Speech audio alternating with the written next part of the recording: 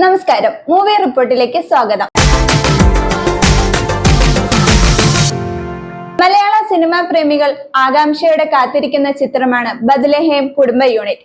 Girish AD സംവിധാനം ചെയ്യുന്ന ഈ റൊമാന്റിക് കോമഡി ചിത്രത്തിൽ നിവിൻ പോളിയും മമിത ബൈജുവുമാണ് പ്രധാന വേഷങ്ങളിൽ എത്തുന്നത്.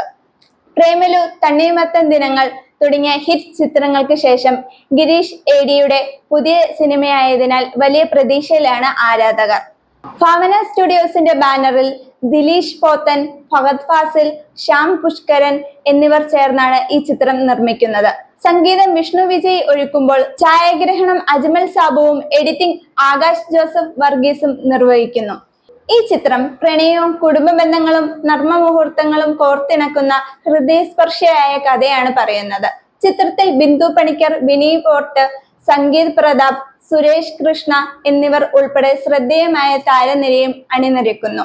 ഓണം റിലീസായി എത്തുന്ന ബത്ലഹേം കുടുംബ യൂണിറ്റ് 2026 ഒക്ടോബർ 21 തിയേറ്ററുകളിൽ എത്തും. നിവിൻ പോളി, മമിത ബൈജു കൂട്ടുകെട്ടും ഗിരീഷിന്റെ അവതരണ ശൈലിയും ചേർന്ന ഈ ചിത്രം 2026 ഏറ്റവും പ്രതീക്ഷയുള്ള മലയാള ചിത്രത്തിലൊന്നായാണ് വിലയിരുത്തപ്പെടുന്നത്. എക്സ്പ്രസ് മൂവീസിനു വേണ്ടി ഫാത്തിമ അബ്ദുൽ സലാം.